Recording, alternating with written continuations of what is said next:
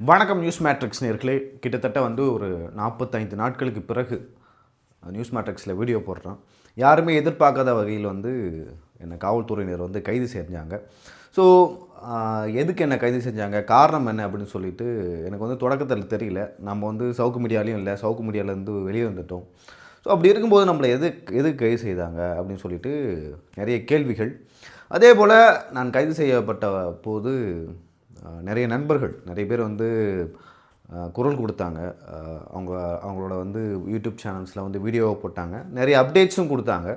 So அந்த வகையில் அந்த நண்பர்கள் எல்லோருக்கும் நன்றி. அதே போல் இந்த கைதின் போது தான் யார் உண்மையான நண்பன், யார் உண்மையாகவே நம்ம சூழ்நிலைக்காக நம்மளை பயன்படுத்தி கொள்கிறார்கள் அப்படின்னு சொல்லிட்டு நான் கண்டுபிடிச்சேன்.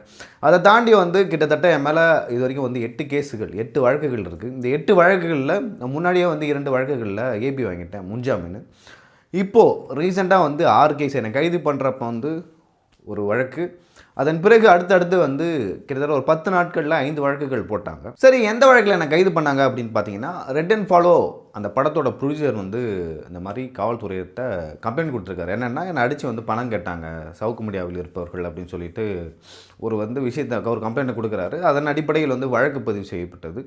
அந்த வழக்கு ஜூலை மாதமே பதிவு செஞ்சுட்டாங்க. ஆனால் அந்த வழக்கில் இப்போ தான் நடவடிக்கை எடுத்தாங்க. ஏன் இத்தனை நாள் கழிச்சு இப்போ நடவடிக்கை எடுக்கணும்னு ஒரு கேள்வி இருக்குது. அதே போல் என்னையே அரெஸ்ட் பண்ணுவாங்க, சவுக்கு மீடியாவில் இல்லை. அதே போல் சவுக்கு சங்கர் அவரோடையும் பெரிய அளவில் தொடர்பு இல்லை. என்னையே அரெஸ்ட் பண்ணணும் அப்படின்னு சொல்லிட்டு எனக்கு மிகப்பெரிய கேள்வி எழுந்தது. நம்ம ஒன்றும் அவ்வளோ பெரிய ஆள் இல்லையா, நம்மளை எதுக்கு அரெஸ்ட் பண்ணுறாங்க அப்படின்னு சொல்லிட்டு. அப்புறம் நிறைய காவல் அதிகாரிகள், பத்திரிகையாளர்கள் இவங்கள்ட்டலாம் நான் பேசினேன். எதுக்கு சார் என்னை அரெஸ்ட் பண்ணாங்க, இந்த மாதிரி நான் சவுக்கு மீடியாவில் இருக்கப்பையும் என் மேலே கேஸ் போட்டாங்க, அங்கேருந்து வெளில வந்துட்டேன், இப்போயும் அரெஸ்ட் பண்ணுறாங்க, என்ன காரணம் அப்படின்னு சொல்லிட்டு கேட்டேன். அவங்க சொன்ன பதிலெலாம் கொஞ்சம் திக்குமுக்காட வச்சுது. என்ன இப்படிலாம் பண்ணுவாங்களா அப்படின்னு சொல்லிட்டு. சரி, என்னையே அரெஸ்ட் பண்ணாங்க, இப்போயே அது முடிவு செய்யப்பட்டதா, எப்போ முடிவு செய்யப்பட்டது அப்படின்னு சொல்லிட்டு ஒரு கேள்வி இருக்குது. எனக்கு எல்லா கட்சியிலையும், தமிழ்நாட்டில் இருக்கிற எல்லா கட்சியிலும் நண்பர்கள் இருக்காங்க. திமுகவில் இருக்காங்க, அதே போல் அதிமுகவில் இருக்காங்க, நாம் தமிழரில் அதிகமாகவே இருக்காங்க, அதே போல் தமிழக வாழ்வுரிமையில் இருக்காங்க, விடுதலை சிறுத்தைகள் இருக்காங்க, பாமகவில் இருக்காங்க. இப்படி எல்லா கட்சியிலையும் எனக்கு பெருமளவில் நண்பர்கள் இருக்காங்க. ஸோ இப்போ நான் சவுக்கு சங்கர் கூட அவர்கள் கூட வேலை செஞ்சேன் சவுக்கு மீடியாவில். அதனால் நிறைய பேர் என்கிட்ட பேசுறதுல, நான் வெளில வந்த பிறகு நிறைய பேர் என்கிட்ட பேசினாங்க. ஸோ அப்படி பேசிய போது நிறைய பேர் நிறைய விஷயத்த சொன்னாங்க. என்னென்னா, நீ எதுக்கு தனியாக கஷ்டப்படுற, உனக்கு என்ன வேணும்னு சொல்லு அப்படின்னு சொல்லிட்டு சொன்னாங்க. எல்லாம் யாருன்னு பார்த்தீங்கன்னா, இப்போ திமுகவில் இருக்கும் நண்பர்கள், அதே போல் திமுக கூட்டணி கட்சியில் இருக்கிற நண்பர்கள்லாம், பத்திரிகையாளர்களாக இருக்கலாம், இல்லை அந்த கட்சியில் வேலை செய்கிறவங்களாக இருக்கலாம், இல்லை காங்கிரஸில் இருக்கவங்களாம் இருக்கலாம். ஸோ இந்த மாதிரி நிறைய பேர் எனக்கு ஆஃபர் பண்ணாங்க. உனக்கு என்ன வேணும்னு சொல்லு, உனக்கு ஒரு ஸ்டுடியோ வாங்கி தரோம், உனக்கு ஒரு ஸ்டுடியோ வச்சு தரோம், கேமரா வாங்கி தரோம், லைட் எல்லாமே எல்லா செட்டப்பும் பண்ணி தரோம், நீ டிஎம்கேக்கு சப்போர்ட் பண்ணு அப்படின்னு சொல்லிட்டு நிறைய பேர் சொன்னாங்க. இது எப்போ நடக்குதுன்னா, ஜனவரி தொடக்கத்தில், டிசம்பர், நவம்பர் அந்த காலகட்டத்தில் தான் நடக்குது. ஸோ தொடர்ந்து எனக்கு அழைப்பு வந்த மண்ணும் இருக்குது. நான் நிறைய பேரை என்னை மீட் பண்ண கூப்பிட்றாங்க. எனக்கு கிட்டத்தட்ட ஒரு 15 வருட கால நண்பர்கள்லாம் பேச ஆரம்பித்தாங்க நான் சவுக்கு மீடியாவிலேருந்து வெளில வந்த பிறகு. ஏன் என்கிட்ட பேசுகிறாங்கன்னு எனக்கு புரியவே இல்லை. ஒரு பக்கம் காங்கிரஸில் இருக்கிற நண்பர்கள் பேசுகிறாங்க, ஒரு பக்கம் திமுகவில் இருக்கிற நண்பர்கள், இன்னொரு பக்கம் விடுதலை சிறுத்தைகள் கட்சியில் இருக்கிற நண்பர்கள், இன்னும் பெண் டீமில் இருக்கும் சில நண்பர்களும் என்கிட்ட பேசினாங்க. இதை தாண்டி திமுகவில் ஃபீல்டு ஒர்க்கெலாம் நிறைய பேர் வேலை செய்வாங்கள்ல, அவங்களாம் என்கிட்ட பேசினாங்க. ஒவ்வொருத்தவங்களும் ஒவ்வொரு ஆஃபர் கொடுத்தாங்க. ஜாதி ரீதியாலாம் உங்கள் சமூகத்தை சார்ந்தவர்கள் நிறைய பேர் திமுகவில் கொஞ்சம் நல்ல பொறுப்பில் இருக்காங்க. ஸோ அவங்க மூலமாக உனக்கு ஏதாவது பண்ணா சொல்லு, நாங்கள் பண்ணுறோம் அப்படின்லாம் கேட்டாங்க. நான் என்ன சொன்னேன், சார் நான் இவ்வளோ நாள் நான் கல்லூரி காலத்துலேருந்தே ஒரு ஸ்டாண்டில் இருக்கேன். என்னோடய பேஸே லைக் திமுக எதிர்ப்பு தான். அதை தாண்டி நான் லைக் முழுவதுமாக திமுக எதிர்ப்புலாம் இல்லை. சரி, இது இஷ்யூ பேஸில் மாறும் சார். ஏன்னா 2021 தேர்தலில் நாங்கள் அதிமுகவுக்கு எதிரான நான் ஐபிசி தமிழில் வேலை செய்யும்போது அதிமுகவுக்கு எதிரான ஒரு நிலைப்பாடு எடுத்தேன். அந்த நிலைப்பாடு எடுக்கும் பொழுது சரி, அதிமுக என்ற கட்சியில் பெரிய தலைவர் இல்லை, மு.க. ஸ்டாலின் அவர்கள் 40 ஆண்டுகால அரசியல் வாழ்வுக்கு சொந்தக்காரர், அதே போல் மிகச்சிறந்த ஆட்சியும் கொடுப்பார் அப்படின்னு சொல்லிட்டு சில்லறை சிதறவிட்டவர்களில் நானும் ஒருத்துவேன். ஸோ அந்த வகையில் என்ன தான் நீங்கள் பத்திரிக்கையாளனாக இருந்தாலும் உங்களுக்கு தெரியும், யார் ஆட்சிக்கு வரணும் வரக்கூடாது, அதே போல் நீங்கள் ஒரு ஸ்டாண்ட் எடுப்பீங்க. நீங்கள் வந்து என்ன தான் பத்திரிக்கையாளர்னு சொன்னாலும் நீங்கள் ஏதோ ஒரு கட்சிக்கு ஓட்டு போட்டு தான் ஆகணும். ஸோ அந்த வகையில் வந்து நான் அந்த 2021 தேர்தலில் மிகப்பெரிய அளவில் திமுகவுக்கு ஆதரவாக வந்து லைக் என்னோட நேர்காணல் அப்படி தான் இருக்கும். நான் எடப்பாடி பழனிசாமிக்கு எதிராகவும் அதிமுகவுக்கு எதிராகவும் மிகப்பெரிய அளவில் வந்து பரப்புரையில் ஈடுபட்டேன். ஸோ அப்படிப்பட்ட என்னை வந்து இப்போ முழுவதுமாக வந்து எப்படி எப்படி எப்படி மாற்றி வச்சுருக்காங்கன்னா, சரி தமிழ்நாட்டை பொறுத்த வரைக்கும் வந்து நான் ஒரு சிறுபான்மை மதத்தை சேர்ந்தவன். ஸோ அந்த வகையில் வந்து திமுகவை தான் வந்து நீங்கள் ஆதரிக்கணும், ஏன்னா பாஜக அந்த பக்கம் இருக்குது. சரி அப்படிப்பட்ட வந்து கிறிஸ்தவனாக இருக்கிற என்னையே பிஜேபியே பரவாயில்ல தமிழ்நாட்டில், திமுக மோசம் அந்த மாதிரியான ஒரு ஸ்டாண்டை வந்து திமுகவும் திமுகவோட கூட்டணி கட்சிகளும் வந்து எடுக்க வச்சிட்டாங்க அப்படின்னு தான் சொல்லும். நான் அந்த நண்பர்கள்ட்ட தான் சொன்னேன், நீங்கள் நடக்கிறத பார்க்குறீங்க என்னென்ன பண்ணுறாங்கன்னு. என் மேலே 6 கேஸ் போட்டு வச்சுருக்காங்க, 8 கேஸ் கிட்ட போட்டு வச்சுருக்காங்க. அப்படி இருக்கும்போது நான் எப்படி வந்து திமுகவுக்கு சார்பாக வர முடியும், பெண் டீமுக்கு போய் எப்படி வேலை செய்ய முடியும், என்னால் அதெல்லாம் நினச்சி கூட பார்க்க முடியாது. நான் அதை பண்ணவும் மாட்டேன் அப்படின்னு சொல்லிட்டு வந்த ஆஃபர்லாம் வந்து நான் ரிஜெக்ட் பண்ணிக்கிட்டே வந்தேன். அப்புறம் கடைசியாக வந்து ஒரு நண்பர் வந்து கால் பண்ணி, உங்களுக்கு இந்த மாதிரி ஒரு ஆஃபீஸ் செட் பண்ணி கொடுக்குறோம், அதே போல் மாதம் இவ்வளோ கொடுத்துருவோம், நீங்கள் வரீங்களா அப்படின்னு சொல்லிட்டு கேட்டார். ப்ரோ நான் அப்புறம் பண்ணுறேன் அப்படின்னு சொல்லிட்டு நான் வச்சிட்டேன். ஏன் நான் இதை சொல்கிறேன்னா, நான் இப்போ சவுக்கு மீடியாவில் வந்து வேலை செஞ்சேன் உங்களுக்கு தெரியும். அதன் பிறகு வந்து நான் வெளில வந்த பிறகு சரி நம்ம வந்து எதுக்கு வந்து ஒரு நிறுவனத்தில் வந்து வேலை செய்யணும், ஸோ நம்மளோட தாட்ஸை வந்து இல்லை நம்ம எண்ணத்தை நம்மளுக்கு தெரிஞ்சதை வந்து மக்களுக்கு வந்து ஷேர் பண்ணுறதுக்காக தனியாக ஒரு சேனல் ஆரம்பிக்கலாம். ஸோ இதை தாண்டி வந்து நான் வெளியிலையும் வந்து சில வேலைகள் வந்து பண்ணிக்கிட்டு இருக்கேன். ஸோ இந்த யூடியூப் சேனலும் வந்து என்னோடய தொழில் வந்து ஒரு அங்கம். அப்படி இருக்கும்பொழுது சார் நான் வந்து இண்டிபெண்ட்டாகவே இருக்கேன் அப்படின்னு சொல்லிட்டு சொன்னேன். அதை தாண்டி வந்து யூடியூப் வந்து என்ன என்கரேஜ் பண்ணுறாங்கன்னா, ஒரு இண்டிபெண்ட்டாக வந்து யாரெல்லாம் வந்து யூடியூப்பில் பேசுகிறாங்களோ அவங்களாம் வந்து மிகப்பெரிய அளவில் வந்து ஆதரவு அளிக்கிறாங்க. ஸோ அவங்கள வந்து வளர்த்து விடணும் அப்படின்னு சொல்லிட்டு பார்க்குறாங்க. ஸோ இதில் நிறைய ரீசன் இருக்குது. ஸோ நான் என்ன சொன்னேன் அவங்கள்ட்ட, அதெல்லாம் வாய்ப்பே இல்லை அப்படின்னு சொல்லிட்டு சொன்னேன். எனக்கு ஒரு நண்பர் கடைசியாக கால் பண்ணார்ல, அவர் கால் பண்ணி 2வது நாளில் வந்து என்னை வந்து கைது செஞ்சாங்க எங்கள் வீட்டில். நான் கொஞ்சம் கூட எதிர்பார்க்கல. நீங்கள் நியூஸ் மேட்ரிக்ஸில் கடைசியாக வந்து ஒரு வீடியோ போட்டிருப்பேன். அந்த வீடியோவில் வந்து நான் சவுக்கு சங்கர் அவர்களை பற்றியும் பேசியிருப்பேன். அதே போல் தமிழ்நாட்டில் வந்து சட்டம் ஒழுங்கு எப்படி சீர்கெட்டிருக்கு, பெண்களுக்கு பாதுகாப்பு இல்லை, அதே போல் போதை மருந்தோட பயன்பாடு கஞ்சா மெத்து அப்படின்னு சொல்லிட்டு நிறைய விஷயங்கள் வந்து தமிழ்நாட்டில் இப்போ புறையோடி போயிருக்கு. ஸோ மெக்சிகோ தான் வந்து உலகளவில் வந்து போதைப் பொருளுக்கு வந்து புகழ் பெற்றது அப்படின்னு சொல்லுவாங்க. சென்னையும் வந்து இந்தியாவோட மெக்சிகோ அந்த மாதிரி மாறிக்கிட்டு வருது. ஏன்னா நான் சிறைக்கு போயிட்டு வந்தேன். சிறைக்கு போயிட்டு வந்ததால் வந்து நான் சொல்கிறேன், மிகைப்படுத்திலாம் இல்லை திமுகவை வந்து நம்ம கார்னர் பண்ணோம், அட்டாக் பண்ணோம், ஸோ அப்படிலாம் சொல்லவே இல்லை. நான் சிறைக்கு போகும்போது அங்கே வந்து நிறைய பேர் வந்து கிட்ட 100 பேர் வராங்கன்னா அதில் ஒரு 80லேருந்து 85 பேர் வந்து எப்படி சொல்கிறது, இந்த போதை மருந்து கஞ்சாவாக இருக்கட்டும், அதே போல் மெத்து, இந்த போதை ஊசின்னு சொல்கிறாங்கல்ல, ஸோ இந்த வழக்கில் வந்து சம்மந்தப்பட்டவங்க தான் வருவாங்க. ஸோ அதனால தான் சொல்கிறேன். சரி என்னை ஏன் கைது செஞ்சாங்க, எப்போ கைது செஞ்சாங்க அப்படின்னு சொல்லிட்டு பார்க்கலாம். 31ஆம் தேதி வந்து கடைசியாக அந்த நான் வீடியோ பண்ணுறேன். அந்த வீடியோ பண்ணிவிட்டு அந்த ஆங்கர் வந்து எனக்கு தெரிஞ்ச பையன், அப்புறம் நான் வந்து பண்ணுறேன், எலெக்ஷன் டைம் வரைக்கும் நான் பண்ணி கொடுக்குறேன் அப்படின்னு சொல்லிட்டு சொன்னார். ஸோ அந்த வீடியோ முடிச்சுட்டு அவரை போய் வந்து ட்ராப் பண்ணிவிட்டு பஸ் ஏற்றி விட்டுட்டு நான் வீட்டுக்கு வந்தேன். வீட்டுக்கு வரும்போது என்னை வந்து ரொம்ப நாளாக ஃபாலோ பண்ணிருப்பாங்க போல் காவல்துறையினர். நான் வந்த நேரம் பார்த்தா வீட்டில் யாரும் இல்லை. நான் வந்து கதவை வந்து சாத்தலாம் இல்லை, சும்மா தாழ்பாடெலாம் போடல, அப்படியே மூடிட்டு வந்துட்டேன். மூடிட்டு வரும்பொழுது ஒரு 2-3 மினிட்ஸ் இருக்கும். 2-3 மினிட்ஸில் வந்து எனக்கு முன்னாடியே, அதாவது அந்த பையனை ட்ராப் பண்ணிட்டு வரதுக்கு முன்னாடி எங்கள் வீட்டுக்கு பக்கத்தில் இங்கே ஒரு பக்கத்தில் வந்து ஒரு ஏரி மாதிரி இருக்கும். அந்த ஏரி பக்கத்தில் வந்து ஒரு 7-8 பேர் நின்றுருக்காங்க. அதே போல் பைக்கில் வந்து என்னை ஒருத்தவங்க வந்து ஃபாலோ பண்ணிட்டுருக்காங்க. அதே போல் எங்கள் வீட்டுக்கு பக்கத்தில் வந்து வேனை வச்சுட்டு ரொம்ப நேரமாக நின்றுட்டுருக்காங்க. இதெல்லாம் வந்து எதுவுமே எனக்கு தெரியல. அதுக்கு முன்னாடி வந்து அதே வழக்கில் அந்த ரெட் அண்ட் ஃபாலோவோட ப்ரொடியூசர்னு ஒருத்தர் இருக்கார்ல, ஸோ அவர் கொடுத்த புகாரில் வந்து பரத் 2 முறை வந்து சம்மன் கொடுக்கப்படுகிறது அவருக்கு. அவர் காவல் நிலையத்துக்கு போகிறாரு. அப்படி போகும்போது முதல் சம்மனில் வந்து வீட்டுக்கு திருப்பி அடிச்சிடுறாங்க. 2வது சம்மனில் வந்து அவரை கைது செய்கிறாங்க. அவரை கைது செஞ்ச உடனே சவுக்கு மீடியாவில் இருக்கிற எல்லா எம்ப்ளாயீஸும் வந்து அப்ஸ்காண்ட். இங்கே யாருன்னா பைக் பிரசாத்து, அதே போல் சுரேஷ், ஜெயபிரகாஷ், நிதிஷ் அப்படின்னு சொல்லிட்டு எல்லாமே அப்ஸ்காண்ட். எல்லாம் என்ன நினைக்கிறாங்கன்னா, அங்கே வந்து பரத் வந்து எம்ப்ளாயே இல்லை, அதை தாண்டி வந்து பரத் வந்து அங்கே வந்து லைக் அவர் ஃபேஸையும் காமிக்க மாட்டார். அப்படி இருக்கும்போது பரத்தையும் அரெஸ்ட் பண்ணுறாங்க, நாம் அங்கே எம்ப்ளாயி, அதை தாண்டி வந்து அங்கே சேலரி வாங்கிட்டு இருக்கோம், நம்மளையும் அரெஸ்ட் பண்ணுவாங்க சொல்லிட்டு இவங்க எல்லாமே அப்ஸ்காண்ட் ஆயிடுறாங்க. என்னென்னா இது உண்மையான வழக்கு, அவங்க வந்து உண்மையாகவே தவறு செஞ்சுருக்காங்க அப்படின்னா அவங்க வந்து தைரியமாக எதிர்கொள்வாங்க. ஓகேங்களா? இது பொய் வழக்கு. பொய் வழக்காக இருக்கும்போது காவல்துறை வந்து இந்த வழக்கை வந்து எப்படி வேணால் ஜோடிக்கலாம். ஸோ அதனால் அவங்க என்ன பண்ணுறாங்க, அப்ஸ்காண்ட் ஆகுறாங்க. ஆகும்போது நான் என்ன நினைக்கிறேன்னா, எனக்கு வந்து அவங்க பேச லைக் பரத்தை அரெஸ்ட் பண்ண உடனே நிறைய பேர் வந்து என்கிட்ட பேசினாங்க.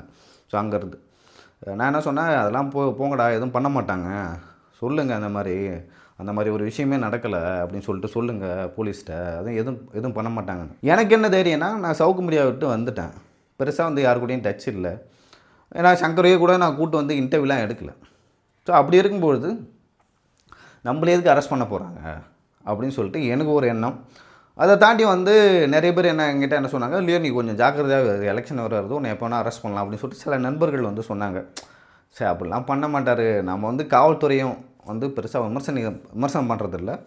அதே போல் திமுகவில் வந்து நம்ம இஷ்யூ பேஸ் தான் வந்து எதிர்க்கிறோம். இந்த பெண்களுக்கு பாதுகாப்பு இல்லை, அதே போல் like data wise, ground wise வந்து என்ன வந்து கிரவுண்டில் போயிட்டுருக்கு அப்படின்னு சொல்லிட்டு நம்ம பேசுகிறோம். மற்றபடி வந்து தனிநபர் சார்ந்து வந்து நான் யாரையுமே அட்டாக் பண்ணுறதில்ல. நான் வந்து ஒரு 3-4 நிறுவனங்களில் வந்து மீடியாவிலே வேலை செஞ்சிட்ருக்கேன். ஒரே ஒரு குறிப்பிட்ட நபரை சார்ந்து வந்து நான் யாரையுமே வந்து விமர்சனம் செய்யவே மாட்டேன். அவங்க பர்சனலாக எடுத்து பேசவே மாட்டேன். என்னை யாராவது வந்து பேசியிருந்தாலும் வந்து நான் அவங்கள பற்றி பேச மாட்டேன். அந்த அளவுக்கு வந்து அது வந்து என் எத்திக்ஸ். நான் அதை இன்ன வரைக்கும் வந்து ஃபாலோ பண்ணிகிட்ருக்கேன். அதை நான் இனிமேலும் பண்ண மாட்டேன். ஸோ அப்படி நான் பேசினாலும் ஃபேக்டை பேசுவேன். ஸோ இந்த மாதிரி இவர் பண்ணார், அது ஜேர்னலிஸ்ட்டாக இருக்கட்டும், திமுக ஆதரவு பத்திரிகையாளர்கள் வந்து நிறைய பேர் இருக்காங்க, அவங்க நிறைய பேர் என்னை விமர்சனம் செஞ்சுருக்காங்க. அவங்களாம் வந்து ஜஸ்ட் லைக் தட் அப்படின்னு நான் கலந்து போயிடுவேன். ஸோ எதுக்கு போய்ட்டு அவங்கள சரி நம்மளை பற்றி பேசி அவங்க சம்பாதிக்கிறாங்கன்னா சம்பாதிச்சுட்டு போகிறாங்கன்னு சொல்லிட்டு நான் ஈஸியாக கலந்துட்டு போயிடுவேன். அதன் பிறகு வந்து திமுகவில் இருக்கிற நிறைய அமைச்சர்களாகட்டும், அதே போல் சட்டமன்ற உறுப்பினர்கள், நிர்வாகிகள் அப்படின்னு சொல்லிட்டு நிறைய பேர் இருக்காங்க. நான் யாரையும் பர்சனலாக பேசுனதில்லை. அதே போல் திமுக கூட்டணி கட்சியில் இருக்கலையும் நம்ம வந்து பர்சனலாக பேசலை. அப்படி இருக்கும்போது நம்மளை எதுக்கு அரெஸ்ட் பண்ண போகிறாங்க அப்படின்னு சொல்லிட்டு நான் ரொம்ப தைரியமாக இருந்தேன். இப்படி இருக்கும்போது நான் வந்து அந்த பையனை விட்டுட்டு வரேன் வீட்டுக்கு வரும்பொழுது கதவு தப்படப்படல. அப்போ வந்து கதவு வந்து லைட்டாக திறக்கிற சத்தம் கேட்குது. அந்த சத்தம் கேட்ட உடனே வந்து காற்றுல வந்து ஏதோ ஆயிடுச்சு, லைக் கதவு தள்ளுது அப்படின்னு சொல்லிட்டு நான் நினச்சேன். திரும்ப சத்தம் கேட்ட உடனே வந்து ஒரு ஐஏஎஸ் வராரு. அந்த ஐஏஎஸ் பேர் வந்து சரத். அவர் என்கிட்ட என்ன கேட்குறாருன்னா, லியோ உன்னை வந்து ஏர்போர்ட் மெட்ரோலே அன்றைக்கி பிடிக்க வேண்டியது, நீ தப்பிச்சிட்ட அப்படின்னு சொல்லிட்டு. ஏன்னா இதுக்கு முன்னாடி வந்து என் மேலே வந்து 2 வழக்குகள் போட்டிருக்காங்க. அதில் வந்து என்னை அரெஸ்ட் பண்ண ட்ரை பண்ணாங்க. பட் வந்து காவல்துறையும் சில நல்ல அதிகாரிகள், நண்பர்கள் இருக்காங்க. அவங்க சொன்னாங்க, நீங்கள் ஏபி போட்டுரு இப்போவே இல்லையோ அப்படின்னு சொல்லிட்டு சொன்னாங்க. நான் அப்போ வந்து ஏபி போட்டேன். ஏன்னா எனக்கு லைக் முன்ஜாமீன் வந்து 2 வழக்குகளை வந்து நான் வாங்கி வச்சுருக்கேன். ஸோ அந்த வகையில் வந்து என் மேலே என்னென்ன கேஸ் இருக்குன்னே தெரியாது. சரத் அப்படின்ற ஒரு அதிகாரி வந்து அந்த மாதிரி என்கிட்ட சொன்னார். இந்த மாதிரி வந்து உன்னை அன்றைக்கே பிடிக்க வேண்டியது, நீ தப்பிச்சிட்ட அப்படின்னு சொல்லிட்டு. சரி, எனக்கு வந்து ஷாக் ஆகிடுச்சு. சரி அப்படின்னு சொல்லிவிட்டு உள்ளே வந்து ஒருத்தர் வந்து வராரு, காக்கி ட்ரெஸ் போட்டு மீசெல்லாம் முறுக்கி விட்டு வராரு. காலில் ஷூ போட்டே தான் வீட்டில் வந்தார். அவர் வீட்டுக்கு அப்படி தான் போவார்னு நினைக்கிறேன். ஸோ உள்ளே வராரு. உள்ளே வந்தோடனே வீட்டில் யார் இருக்கா, ஃபோன் எடுத்து, ஏன்னா முதல்ல என்ட்ரானோடனே வந்து இன்னொரு ஐஎஸ் என்ன பண்ணார்னா என் ஃபோனை எடுத்துட்டார். என் ஃபோனை எடுத்துகிட்டு உடனே இன்னொருத்தர் கேட்டார், அவர் ஃபோனை எடுத்துட்டிங்களா, வந்தோடனே அதான் எடுத்தேன் அப்படின்னு சொல்லிட்டு அவர் சொன்னார். அவர் சொன்னோடனே அடுத்தது வந்து அந்த காக்கி சட்டை போட்டு ஒருத்தர் வந்தார்ல, எஸ்ஐ, 2 ஸ்டார் தான் இருந்துச்சு, அவர் சப் இன்ஸ்பெக்டர். அவர் வந்து என்கிட்ட பேசுகிறார், என்ன சார் என்ன பண்ணணும், நான் அங்கேருந்து வெளில வந்துட்டேன், அதை தாண்டி என் மேலே என்ன கேஸ் இருக்கு, என்னையா எதுக்கு இங்கே வந்தீங்க அப்படின்னு சொல்லிட்டு நான் கேட்குறேன். அப்போ அந்த சப் இன்ஸ்பெக்டர் பேர் வந்து அகஸ்டின். அவர் வந்து மடிப்பாக்கத்தில் வந்து சப் இன்ஸ்பெக்டராக இருக்கார். ஸோ அது மட்டும் தான் எனக்கு தெரியும், மற்ற எதுவுமே தெரியாது. அதுக்கப்புறம் வந்து எங்கள் வீட்டில் வந்து ஒரு பேண்ட், ஒரு ஜீன் இருந்துச்சு, அந்த ஜீனை தூக்கி போட்டு இதை போட்டு வா அப்படின்னாரு. எங்கே சார் வரணும் அப்படின்னு கேட்டேன். இந்த மாதிரி ஸ்டேஷனில் வந்து ஒரு சின்ன விசாரணை இது, ஸோ விசாரணை முடிஞ்சோடனே உங்களை அனுப்பிச்சிட்றோம் அப்படின்னு சொல்லிட்டு சொன்னார் அகஸ்டின், சப் இன்ஸ்பெக்டர் மடிப்பாக்கம் அவர்கள். அவர் சொன்ன உடனே நான் என்ன பண்ணேன், சரி விசாரணை தானே, ஏன்னா எல்லாத்துக்குமே சம்மன் கொடுத்தாங்க அந்த வழக்கில். பரத்துக்கு கொடுத்தாங்க, ஒரு சவுக்கு சங்கர் கொடுத்தாங்க, நிதிஷுக்கு, ஜெயபிரகாஷ், சிவபிரசாத்னு சொல்லிட்டு எல்லாத்தையுமே கொடுத்தாங்க.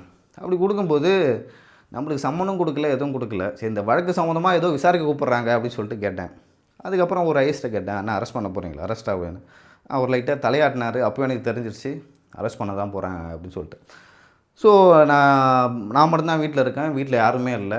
வெள்ளிக்கிழமை மற்றும் சனிக்கிழமை ஆனா வந்து எங்கள் வீட்டில் வந்து நல்ல விளக்கு ஏற்றுவாங்க. அந்த எண்ணெய் ஊற்றி நல்லெண்ணெய் ஊற்றி ஏற்றுவாங்கள்ல. சரி அதை நான் ஏற்றி வச்சேன் அங்கே வந்தோடனே. அதை வந்து ஒருத்தர் அனுப்பிச்சார். அமைக்கும்போது எதுக்கு சார் அமைக்கிறீங்க? தான் நான் திரும்ப வர போகிறேன் அப்படின்னு அவர் என்னை பார்த்து சிரிச்சார். எனக்கு புரிஞ்சிருச்சு எப்படி தான் திரும்ப வரப்போகிறல அரெஸ்ட்டு அப்படின்னு சொல்லிட்டு. அதுக்கப்புறம் வந்து வெளியில் இட்டு போனாங்க. இட்டு போனோடனே வெளில பார்த்தா ஒரு 10-15 பேர் கிட்ட இருக்காங்க. அதுக்கப்புறம் வந்து ஒரு காரில் ஒரு ஜீப்பில் வந்து உட்கார வச்சு இட்டு போனாங்க. இட்டு போயிட்டு நான் சொன்னேன்ல எங்கள் வீட்டுக்கு பக்கத்தில் ஏரி மாதிரி ஒரு இடம் இருக்கணும். அங்கே பார்த்தா ஒரு 10-15 பேர் இருக்காங்க. இவங்க வந்து ரொம்ப நாளாக என்னை வாட்ச் பண்ணிட்டு இருக்காங்க போல் அரெஸ்ட் பண்ணுறதுக்கு. என் முன்ஜாமீன் வந்து வாங்கி அந்த வழக்கை வந்து இன்னுமே வந்து ஃபாலோ பண்ணி தான் இருக்கேன், நடத்திட்டு தான் இருக்கேன். அந்த வழக்கு சம்மந்தமாக ஏதாவது ட்ரையல் வந்தால் நான் போய் கோர்ட்டில் ஆஜராவேன். ஸோ அப்படி பண்ணிகிட்டு இருக்கும்போது என்னை கைது செஞ்சு வந்து அந்த ஜீப்பில் கூப்பிட்டு போகிறாங்க. கூப்பிட்டு போகும்போதே நான் கேட்குறேன், சார் கூப்பிட்டு இருந்தால் நானே வந்திருப்பேன், எதுக்கு நீங்கள் இவ்வளோ தூரம் வரீங்க, இத்தனை பேர் வரீங்க அப்படின்னு சொல்லிட்டு கேட்டேன்.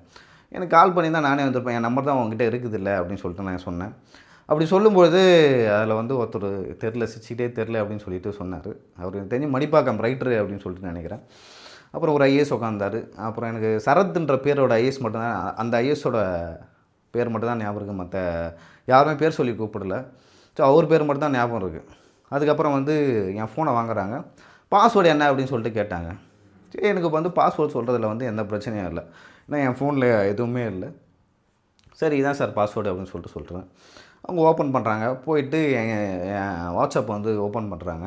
சவுக்குமணியால் யாரெல்லாம் இருக்காங்களோ எல்லாரோட அக்கௌண்ட்டையும் சேட் பாக்ஸும் போகிறாங்க. பார்த்து படிக்கிறாங்க என்னென்னு. நீங்கள் சிவபிரசாத்துக்கு 2 நாளுக்கு முன்னாடி கால் பண்ணுறீங்க அப்படின்னு சொல்லிட்டு கேட்டாங்க.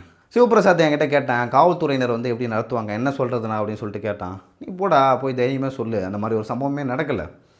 அப்படி இருக்கும்பொழுது என்ன எதுக்கு சார் சம்மன் கொடுத்து கூப்பிட்டீங்க? யார் ரோட்டில் போகிறோன்னா வந்து ஒரு புகார் கொடுத்தீங்கன்னா சம்மந்தமே இல்லாமல் ஒரு ஆஃபீஸில் இருக்கிற எல்லாத்தையும் கைது பண்ணுவீங்களான்னு சொல்கிறானே, உனக்கு தெரிஞ்சதை சொல்லு, அந்த மாதிரியான ஒரு சம்பவம் நடக்கலைல்ல, அப்படி இருக்கும்போது ஏன் பயப்படுற அப்படின்னு சொல்லிட்டு நான் கேட்டேன். சரி, அதன் பிறகு வந்து அடுத்த நாளுக்கு வந்து நான் கால் பண்ணுறேன். யாருக்குமே போகல, சவுக்குமணியால் இருக்கவங்களுக்கு, ஜெயபிரகாஷுக்கு போகல, சிவபிரசாத்துக்கு போகல, அதே போல் நம்ம சுரேஷுக்கு போகல, அங்கே இருக்கிற எடிட்டர் யாருக்குமே போகல. ஆஹா எல்லாம் அப்ஸ்கான் போகல அப்படின்னு சொல்லிட்டு நான் நினச்சிட்டு இருந்தேன். சரி எல்லாமே போயிட்டாங்க, லைக் அப்ஸ்காண்ட் ஆகிட்டாங்க.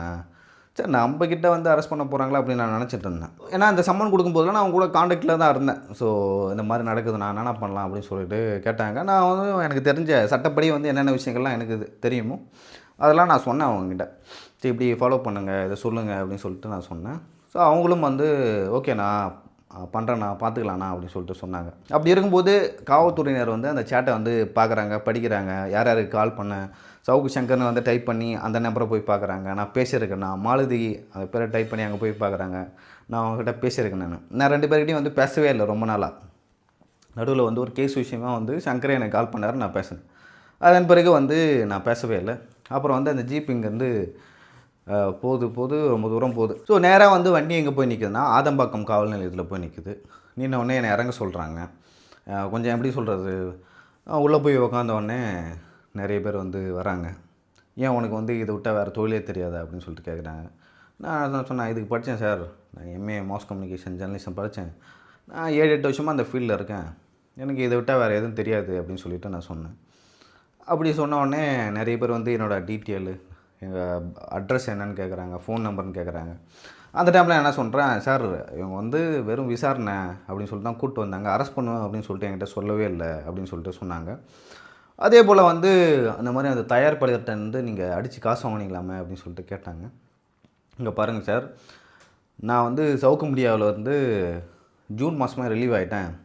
ஜூலை மாதம் வந்து ஆள் இல்லைன்னு சொல்லிட்டு நான் வேலை செஞ்சேன். நான் ஜூலை மாதம் சம்பளம் கூட வாங்கலை, என் பேங்க் அக்கௌண்ட்டை வேணால் செக் பண்ணிக்கங்க அப்படின்னு சொல்லிட்டு நான் அங்கே சொல்கிறேன்.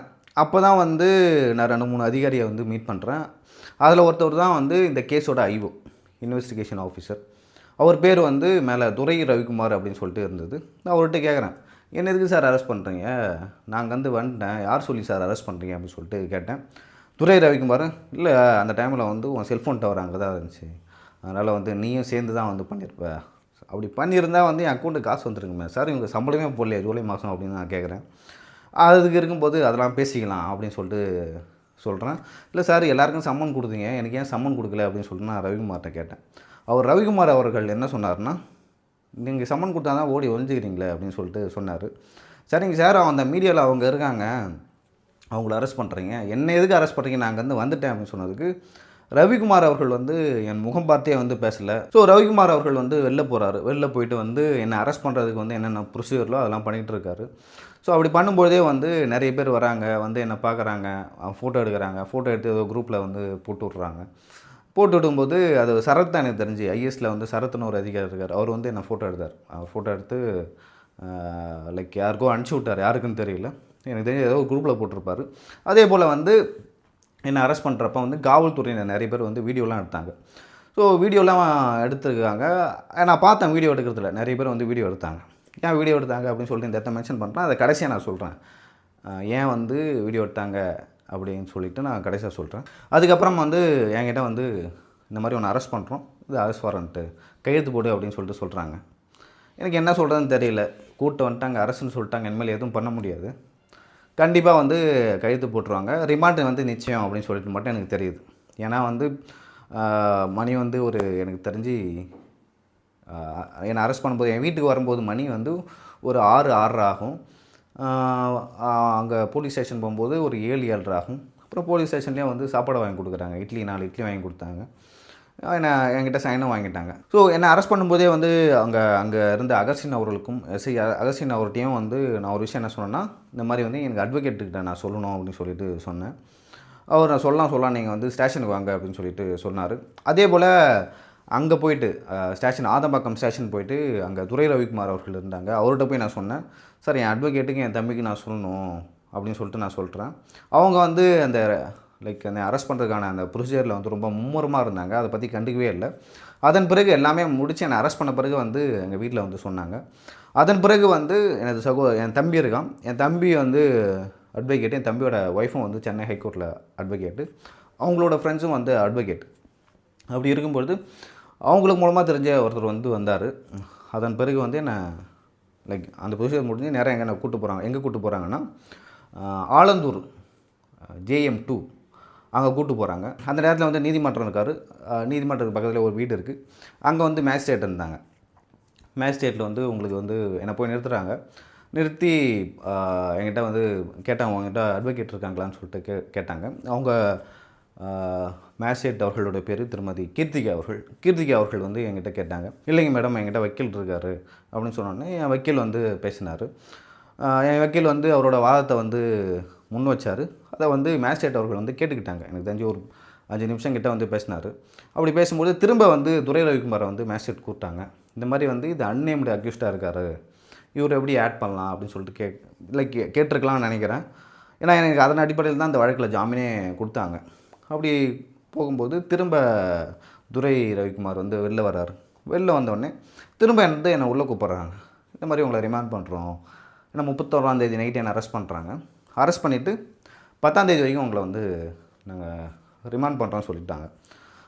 அவர் என்னோடய அட்வொகேட் வெளில வந்தோடனே சொல்லிட்டார், கண்டிப்பாக வந்து ரிமாண்ட் பண்ண போகிறாங்க. இப்போ ரிமாண்ட் இல்லைனா வந்து உடனே சொல்லிடுவாங்க ரிமாண்ட் இல்லை அப்படின்னு சொல்லிட்டு, கண்டிப்பாக ரிமாண்ட் பண்ணுவாங்க அப்படின்னு சொல்லிட்டு என் அட்வொகேட் சொல்லிட்டார். ஸோ என்னை வந்து ரிமாண்ட் பண்ணிட்டாங்க. என் கூட வந்து நிறைய வழக்குகளை வந்து சிக்கியவர்கள் நிறைய பேர் வந்து இருந்தாங்க. எல்லாத்தையும் வந்து ஒரே வேலையில் ஏற்றுனாங்க. ஏற்றிட்டு அந்த வண்டி வந்து ஹாஸ்பிட்டல் போச்சு. ஹாஸ்பிட்டலில் போயிட்டு எனக்கு வந்து ரத்த காயங்கள் ஏதாவது இருக்கா, பிபி இருக்கா, அதே போல் பல்ஸ்லாம் ஒழுங்காக இருக்கா அப்படின்னு சொல்லிட்டு செக் பண்ணுறாங்க. எல்லாம் கரெக்டாக இருந்தது. ஸோ அங்கேருந்து வந்து ஒரு 9 மணி இருக்குன்னு நினைக்கிறேன், 9-10 மணி இருக்கும். ஸோ 10 மணிக்கு மேலே வந்து வண்டி புழலை நோக்கி போகுது. ஸோ புழல் நோக்கி போகும்போது எனக்கு வந்து இந்த ஒரு கேஸ் தானே இருக்குது, அப்படி இருக்கும்போது இது ஈஸியாக உடச்சிட்டு வந்துடலாம் அப்படின்னு சொல்லிட்டு எனக்கு ஒரு எண்ணம். ஏன்னா இவங்க சொல்கிற மாதிரி வந்து அந்த சம்பவம் வந்து ஜூலை மாதம் நடக்குது, 1ஆம் தேதி வந்து சவுக்குமடியான எம்ப்ளாயே இல்லை. அப்படி இருக்கும்போது ஒரு நிறுவனத்தில் வந்து இந்த மாதிரியான ஒரு விஷயம் நடக்குது, அதுக்கு எனக்கு சம்மந்தமே இல்லை. அப்படி இருக்கும்போது என்னை ஏன் அரெஸ்ட் பண்ணுறாங்கன்னு ஒரு கேள்வி எழுது. இப்போ வந்து டவர் லொக்கேஷன் வந்து நீங்கள் இருக்கிறது அங்கே காட்டுது அப்படின்னா, அவனு அந்த ப்ரொடியூசர் இருக்கார்ல ரெட் அண்ட் ஃபாலோ, அவர் வந்து அந்த வழியாக நடந்து போயிருக்கலாம், இல்லை பக்கத்தில் இருக்கிற கோயிலில் ஏதாவது சுண்டல் வாங்கி சாப்பிட்ருக்கலாம், இல்லை பக்கத்தில் இருக்கிற ஹோட்டலில் வந்து எங்கேயாவது சாப்பிட்ருக்கலாம். ஸோ அப்படிலாம் இருக்கும்போது வந்து இதை வந்து காவல்துறையினே வந்து முடிச்சு போடுறாங்க. இப்போ அவர் வந்து அங்கே வந்ததுக்கான ஆதாரமும் இல்லை, அவர் வந்து நாங்கள் அடித்ததுக்கான ஆதாரமும் இல்லை, அதே போல் அவர்களிடமிருந்து நாங்கள் பணம் வாங்கினதுக்கான ஆதாரமும் இல்லை, எந்த ஒரு ஆதாரமுமே இல்லை. ஆனால் காவல்துறையினர் வந்து வேண்டுமென்றே என்னை வந்து சிக்க வச்சுருக்காங்க. அதன் பிறகு வந்து நான் நிறைய பேர்கிட்ட வெளில வந்த பிறகு பேசினா என்ன எதுக்கு அரெஸ்ட் பண்ணாங்க அப்படின்னு சொல்லிட்டு நிறைய பேர் என்ன சொன்னாங்கன்னா, நீ சவுக்கு சங்கருக்கு ஆதரவாக வீடியோ போடுற, நீ சங்கரை பற்றி ஏன் பேசுகிற அப்படின்னு சொல்லிட்டு கேட்டாங்க. திமுகவை பற்றி நீ ஏன் பேசுகிற, திமுகவுக்கு எதிராக ஏன் பேசுகிற அப்படின்னு சொல்லிட்டு இந்த 2 கேள்வி தான் மாறி மாறி கேட்டாங்க. நீ சங்கரை விட்டு வெளில வந்துட்ட, ஏதோ ஒரு ரீசனுக்காக வந்தேன்னு வச்சுங்க, நீ எதுக்கு வந்து மீண்டும் சங்கரை பற்றி பேசுகிற அப்படின்னு சொல்லிட்டு கேட்டாங்க. இன்னும் நிறைய பேர் ஏன் திமுகவை இவ்வளோ அக்ரெசிவாக வந்து எதிர்க்கிற அப்படின்னு சொல்லிட்டு கேட்டாங்க. ஸோ இவங்க ஆக்சுவல் திமுக பண்ணுறது அவ்வளோ அக்ரெசிவாக எதிர்க்கிற மாதிரி இருக்குது, அதனால் அக்ரெசிவாக எதிர்க்கிறேன் அப்படின்னு சொல்லிட்டு நான் நிறைய பேர்கிட்ட சொன்னேன். நிறைய பேர்கிட்ட வந்து இப்போயும் வெளில வந்த பிறகும் வந்து நிறைய பேர் என்ன சொன்னாங்கன்னா, நீ வந்து அமைதியாக இருக்கணும் கொஞ்சம் நாளைக்கு, இந்த சூடு தணியட்டும், எலெக்ஷன் டேட் அறிவிக்கட்டும் அப்படின்னு சொல்லிட்டு சொன்னாங்க. நான் வெளியே வந்த உடனே வந்து எனக்கு வந்து பர்சனல் வேலை நிறைய இருந்துச்சு. அதே போல் 5 வழக்குகள் இருக்குது, மொத்தம் 6 வழக்குகள். அதில் 2 வழக்கில் வந்து ரிமாண்ட் பண்ண மாட்டேன்னு சொல்லிட்டாங்க. அது என்னென்ன வழக்குகள், ரிமாண்ட் பண்ண வழக்குகள் என்ன, பெயில் கொடுத்த வழக்குகள் என்ன அப்படின்னு சொல்லிட்டு நம்ம டீட்டெயிலாக பார்க்கலாம். அடுத்த ஒரு வீடியோவில் வந்து இன்னும் வந்து நிறையா, அதாவது புழலுக்குள்ளே நான் போன என்ட்ரி ஆகணும்ல அந்த அனுபவம், அதே போல் காவல்துறையினர் சிறைத்துறை காவலர்கள் வந்து எப்படி வந்து ட்ரீட் பண்ணாங்க, உள்ளே வந்து உணவு, அதே போல் அடுத்தடுத்து சிறையில் இருக்கும்போதே என் மேலே எந்த மாதிரியான வழக்குகள் வந்து தொடுக்கப்பட்டது அப்படின்னு சொல்லிட்டு பார்க்கலாம். நன்றி.